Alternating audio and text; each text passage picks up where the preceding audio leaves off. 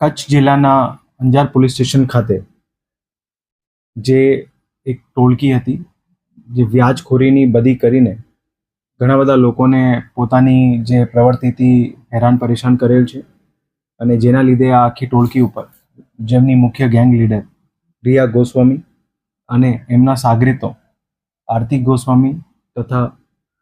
એમનું જે ભાઈ હતું તેજસ ગોસ્વામી એ ત્રણેય વિરુદ્ધ જે છે ગુજસી ટોકની એક્ટ હેઠળ કાર્યવાહી કરવામાં આવેલ છે, જેમાં એ ત્રણેયને એમાં ડિટેન પણ કરવામાં આવેલ છે. આ જે આખી ટોળકી હતી એમની ગુનાહિત ઇતિહાસ જોઈને આ ટોળકી વિરુદ્ધ વ્યાજખોરીના ગુના છે, એક્સટોર્શનના ગુના છે, મારામારી,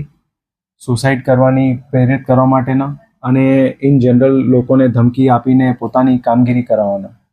આ આખી ટોળકી જે છે ઘણા ટાઈમથી અંજાર તથા આજુબાજુના વિસ્તારમાં સક્રિય હતી અને જેના અનુરૂપ જે ગુજસી ટોકના જે પ્રોવિઝન્સ હતા એના અંતર્ગત આખી ટોળકી વિરુદ્ધ જે છે કાર્યવાહી કરવામાં આવેલ છે અને પોલીસ દ્વારા આમ નાગરિકોને બધાને અપીલ છે, આ ટોળકીથી કોઈ પણ અગર કોઈ જૂનામાં કોઈ ભોગ બનેલો હોય અથવા તો કોઈ ભોગ બનેલ એવા ઇસમો હોય જે પોલીસ સમક્ષ આવવા નહીં માંગતા હોય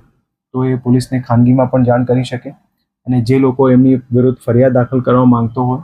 તો આ ટોળકી વિરુદ્ધ બેધડક જે છે ફરિયાદ દાખલ કરાવે. પોલીસ દ્વારા આ ટોળકી વિરુદ્ધ સખ્ત કાર્યવાહી કરવામાં આવશે.